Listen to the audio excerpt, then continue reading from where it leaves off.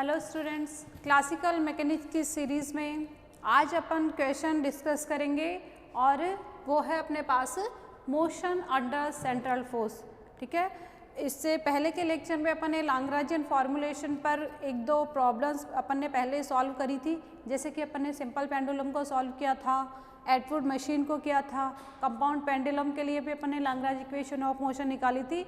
उसी तरीके से आज अपन क्या करेंगे कि यहाँ पे एक अपना पार्टिकल होगा, स्मॉल m मास का पार्टिकल कंसीडर करेंगे और वो अपना पार्टिकल कहाँ मूव कर रहा है, अंडर सेंट्रल फोर्स। ओके, तो जब उसकी पार्टिकल की मोशन अपने पास सेंट्रल फोर्स के अंडर हो रही है तो उसके लिए क्या करना है, अपने को Lagrange equation of motion find out करनी है और उसके लिए लाग्रांजियन L निकालना है। ठीक है, तो यहाँ पे अपन स्टार्ट कर सकते हैं। मैंने पार्टिकल, सबसे पहले अपन थोड़ा सा सेंट्रल फोर्स को डिस्कस कर लेते हैं कि सेंट्रल फोर्स क्या होता है। आपने बीएससी वाली क्लासों बीएससी की क्लास में पढ़ा होगा सेंट्रल फोर्स को, कि सेंट्रल फोर्स क्या होता है, आर डिपेंडेंट होता है। ठीक है, और जब किसी पार्टिकल पर सेंट्रल फोर्स अप्लाइड होता है तो उसकी डायरेक्शन कैसी होती है, रेडियल डायरेक्शन होती है and towards the centre. Attractive force होते हैं, अपन सभी जानते हैं। थोड़ा सा यदि मैं साइड में लिखूँ सेंट्रल फोर्स के बारे में तो देखिए सेंट्रल फोर्स क्या होता है अपना, यहीं पे लिख लेते हैं अपन।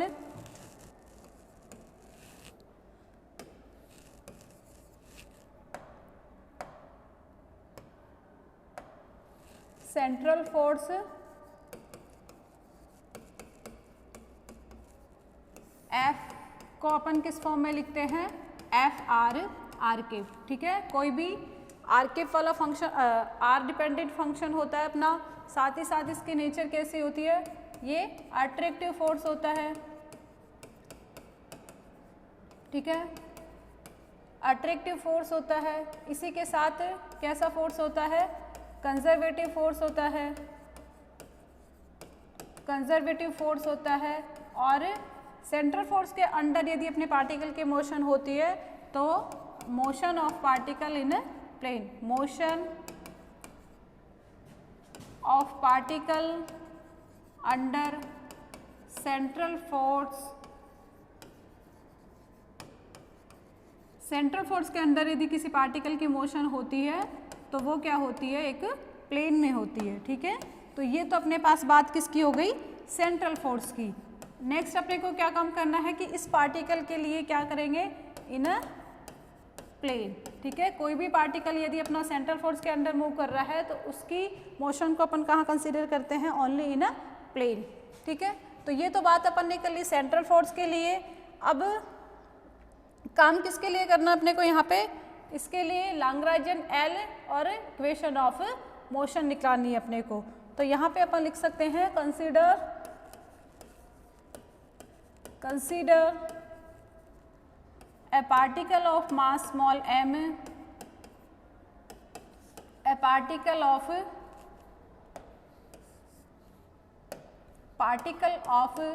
mass small m moving under central force, then the kinetic energy of particle can be written as kinetic energy of particle will be। ठीक है, किस तरीके से लिखी जाएगी, यहाँ पे मैं लिख रही हूँ कि काइनेटिक एनर्जी की सिंपल फॉर्म अपने पास क्या होती है, half m x dot square plus y dot square.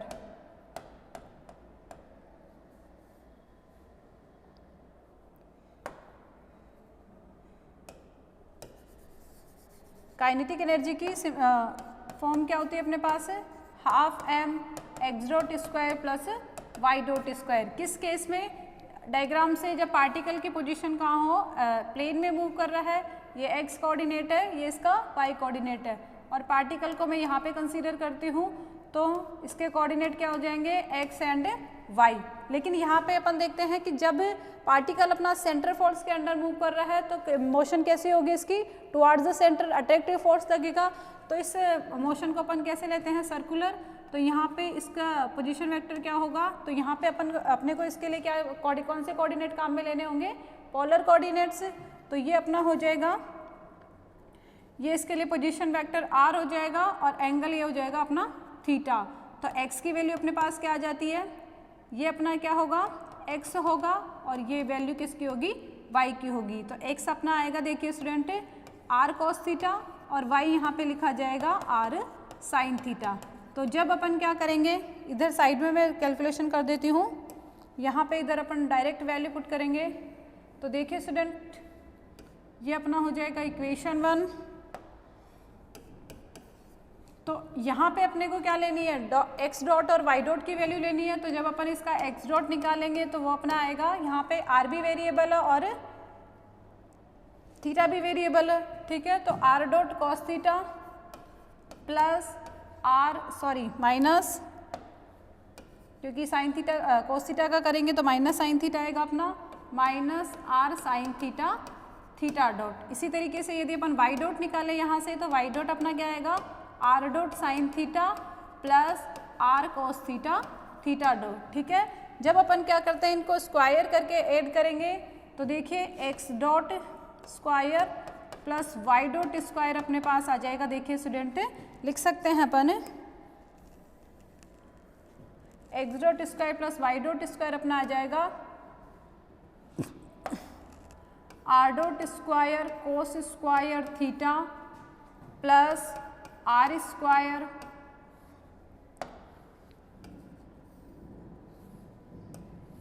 Sine theta theta dot cos theta theta dot plus r square sine square theta theta dot square, और ये हो जाएगा minus 2r theta dot sine theta 2r भी तो आएगा, sorry ये अपनी पूरी टर्म किस फॉर्म में आती है, देखिए student 2r dot theta dot sine theta cos theta. ये तो किसके लिए काम किया है, जब अपन ने x डॉट का स्क्वायर किया है, ठीक है। इसी तरीके से अपन y डॉट का कर सकते हैं। तो जब अपन y डॉट का स्क्वायर करेंगे तो वो अपना आएगा r dot square sine square theta plus r square cos square theta theta dot square और plus 2r dot theta dot sine theta cos theta, ठीक है। तो ये अपन ने किसके लिए वैल्यू निकाली है, x dot square plus y dot square. तो यहाँ पे देखिए ये वाली टर्म में अपने पास क्या है, r dot square cos square theta और यहाँ पे क्या है अपने पास r dot square sine square theta. तो यहाँ पे अपन लिख सकते हैं x dot square plus y dot square में r डॉट स्क्वायर का, यदि इन दोनों टर्म्स के लिए अपन क्या काम कर सकते हैं, यदि r डॉट स्क्वायर को यदि अपन कॉमन लेते हैं तो ये अपना आ जाएगा कोस square theta plus sign square theta, ठीक है। तो यहाँ पे अपन जानते हैं कि कोस square theta plus sign square theta अपना क्या होता है, 1 होता है। तो यहाँ पे केवल अपने पास बचेगा r डॉट स्क्वायर। इसी तरीके से सेकेंड टर्म पे देखिए, सेकेंड टर्म पे अपने पास क्या है, r स्क्वायर थीटा डॉट, यहाँ पे यदि अपन क्या करें प्लस r स्क्वायर और theta dot square sine square theta है, जबकि ये वाली जो टर्म है यहाँ पे r square theta dot square similar है और यहाँ पे अपने पास क्या कॉमन आ जाएगा, sign square theta plus cos square theta, ठीक है। इस तरीके से अपन लिख सकते हैं। और ये जो थर्ड टर्म है यहाँ पे नेगेटिव साइन के साथ 2r dot theta dot sine theta cos theta है, जबकि सेम यही क्वांटिटी यहाँ पे पॉजिटिव साइन के साथ है। तो ये दोनों आपस में क्या हो जाती है, कैंसिल हो जाती है, ठीक है। और ये जो कोस square theta plus sign square theta है, इसकी वैल्यू अपने पास क्या होती है, 1 होती है। तो students x dot square plus y dot square अपने पास केवल क्या बचता है, केवल अपने पास वैल्यू आती है, t की वैल्यू हो जाएगी for this particle half m r dot square plus r square theta dot square, ठीक है। तो ये की वैल्यू किसकी अपने पास है, kinetic energy of particle moving under central force. Now अपने को काम किसके लिए करना है, पोटेंशियल एनर्जी के लिए। तो यहाँ पे सिंपली मैं पोटेंशियल एनर्जी को कैसे लिखती हूँ, हियर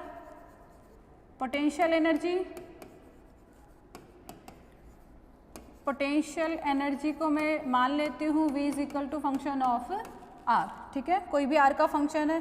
तो देखिए टोटल L अपने पास क्या आ जाएगा, सो Lagrangian of system will be Lagrangian L of system will be, total L की वैल्यू अपन कैसे लिख सकते हैं, L अपने पास है T माइनस B और T की वैल्यू अपने पास यहाँ पे हाफ है R dot square R square theta dot square, जबकि पोटेंशियल एनर्जी को सिंपली अपन ने फंक्शन ऑफ R लिख दिया है। तो टोटल L अपना आ जाता है स्टूडेंट्स, देखिए L equals to half M R dot square plus R square theta dot square, और पोटेंशियल एनर्जी है जो अपना उसको अपन नेगेटिव साइन के साथ लिख सकते हैं। तो ये जो अपने पास इक्वेशन आई है, ये जो वैल्यू अपने को मिली है, यही क्या कहलाती है अपने पास, Lagrangian for a particle moving under central force. तो यहाँ अपन इस इक्वेशन के लिए लिख सकते हैं, दिस इक्वेशन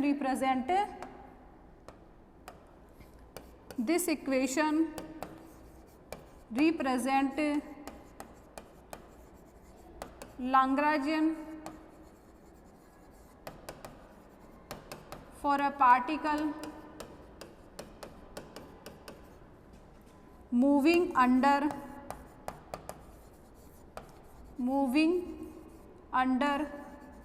central force, ठीक है।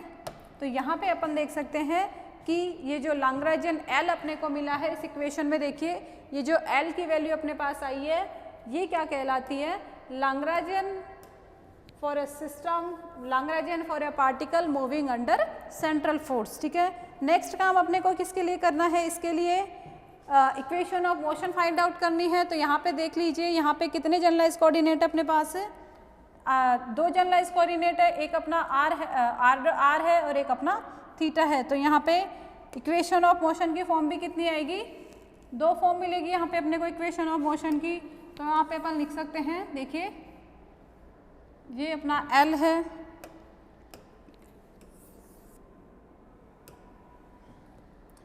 यहाँ पे अपन लिख सकते हैं, देखिए हियर 2 जनरलाइज कोऑर्डिनेट, Q1 तो क्या आएगा अपना R होगा और Q2 अपना क्या होगा theta. Then Lagrangian equation of motion, Lagrange equation of motion for these coordinates, these generalized coordinate, generalize को लिखना यहाँ पे नहीं भूलना, these generalized coordinates will be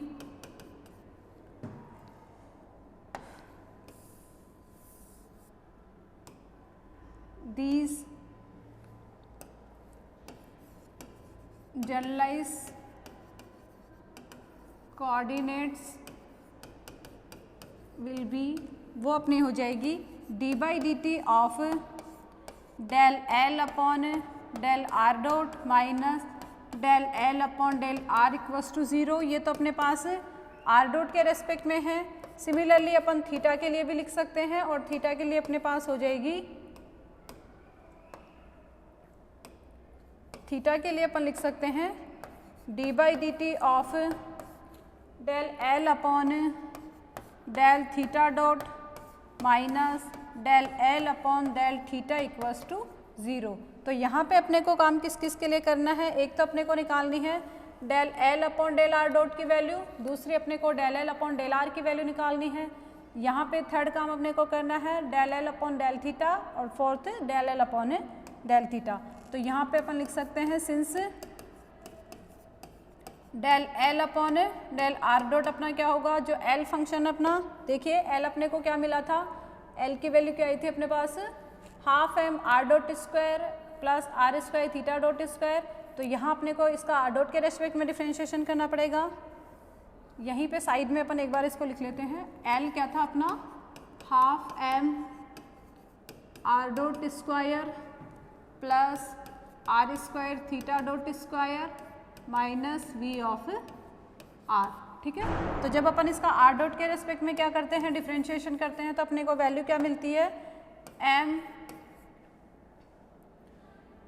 जब अपन इसका डिफ्रेंशिएशन करेंगे तो देखिए वैल्यू क्या आती है, हाफ एम अपना एज इट इज रहेगा। जब अपन आर डॉट का स्क्वायर का करते हैं तो अपना हो जाएगा 2 आर डॉट, 2 से 2 अपना कैंसिल हो गया, केवल अपने पास क्या बचता है, एम आर डॉट। इसी तरीके से अपन वैल्यू किसकी निकाल सकते हैं, del L upon del R की। तो जब अपन del L upon del R निकालते हैं तो यहाँ पे आर कहाँ पे अपने पास, एक तो ये अपने पास आर स्क्वायर है, एक अपने पास पोटेंशियल एनर्जी में है, तो वहाँ पर लिख सकते हैं हाफ एम अपना एज इट इज रहेगा, आर स्क्वायर का क्या हो जाएगा 2 आर थीटा डॉट स्क्वायर, 2 से 2 अपना कैंसिल हो जाएगा, और ये जो माइनस वाला है अपने पास आ जाएगा del V upon del R. तो पूरी वैल्यू अपने पास क्या आ जाती है, M R theta dot square minus del V upon del R. तो लैग्रेंज इक्वेशन ऑफ मोशन जो अपने पास आर के रेस्पेक्ट में थी उसमें अपन वैल्यू पुट कर सकते हैं। इक्वेशन 1 ही अपन इसको देंगे, इक्वेशन 2 अपने पास ये वाली हो जाएगी। तो देखिए इसी तरीके से अपन यहाँ पे del L upon del theta भी निकाल सकते हैं, साथ ही में वैल्यू निकाल देते हैं। Del L upon del theta dot अपने पास क्या आएगा, half M R square into 2 theta dot, 2 से 2 अपना कैंसिल हो गया, केवल अपने पास क्या बचा, M R square theta dot, ठीक है। और यहाँ पे लैग्रेंज के एक्सप्रेशन में अपने पास कहीं भी थीटा का कंपोनेंट नहीं है, थीटा कहीं पे भी नहीं है, तो del L upon del theta यहाँ पे क्या होगा अपना 0 हो जाएगा, ओके। तो लैग्रेंज इक्वेशन ऑफ मोशन की फॉर्म अपने पास किस तरीके से आएगी, देखिए then Lagrange equation of motion, equation of motion will be, उसको अपन लिख सकते हैं D by D T of, value किसकी लिखनी है, del L upon del R dot की। तो del L upon del R dot अपने पास क्या है, एम आर डॉट, तो वैल्यू अपन पुट कर देंगे एम आर डॉट, और माइनस में अपना del L upon del R हो जाएगा, तो वही वैल्यू हो जाएगी अपने पास एम आर थीटा डॉट, ये अपना पॉजिटिव हो जाएगा। तो यहाँ पे देखिए इक्वेशन ऑफ मोशन अपने पास बन जाती है student M R double dot minus M R theta dot square plus del V upon del R. तो ये अपने पास आएगी particle of mass M moving under central force, और ये जो इक्वेशन ऑफ मोशन होगी वो आर के रेस्पेक्ट में होगी। बात करें दूसरी वाली थीटा के रेस्पेक्ट में जो इक्वेशन ऑफ मोशन होगी वो होगी D by D T of del L upon del theta, क्या था अपना del L upon del theta था अपना, sorry del L upon del theta dot की वैल्यू अपने पास क्या आई थी, M R square theta dot. तो ये वैल्यू अपन वैल्यू पुट कर देंगे इक्वेशन 2 में, तो ये अपने पास होगा M R square theta dot equals to 0, क्योंकि यहाँ पे जो del L upon del theta है वो क्या है अपना 0 है। तो ये इक्वेशन होगी अपने पास किसके रेस्पेक्ट में, थीटा के रेस्पेक्ट में। तो ये जो दोनों इक्वेशन अपने पास मिली है, ये दोनों इक्वेशन किसको रिप्रेजेंट कर रही है, Lagrange equation of motion for a particle moving under central force, ठीक है। तो ये अपने पास किसके लिए, किसका सॉल्यूशन है कि एक अपना जो पार्टिकल सेंट्रल फोर्स के अंडर मूव कर रहा है उसके लिए यदि अपने को इक्वेशन ऑफ मोशन निकालनी रहे तो वो अपने पास मेथड इस तरीके से होता है, ठीक है। साथ ही में यहाँ पे मैं एक चीज़ और बता देती हूँ कि यहाँ पे अपना जो del L upon del theta अपने को क्या मिला था, 0 मिला था। तो यहाँ पे सेंट्रल फोर्स प्रॉब्लम में जो थीटा होता है वो थीटा अपना क्या कहलाता है, साइक्लिक कोऑर्डिनेट, ठीक है। और इसके करस्पॉन्डिंग जो अपने को यहाँ पे M R square theta dot मिला है ये एंगुलर मोमेंटम को रिप्रेजेंट कर रहा है, और इस केस में जो एंगुलर मोमेंटम होता है हमेशा कंजर्व्ड रहता है, ठीक है। तो नेक्स्ट प्रॉब्लम अपन अगली क्लास में डिस्कस करेंगे। Thank you.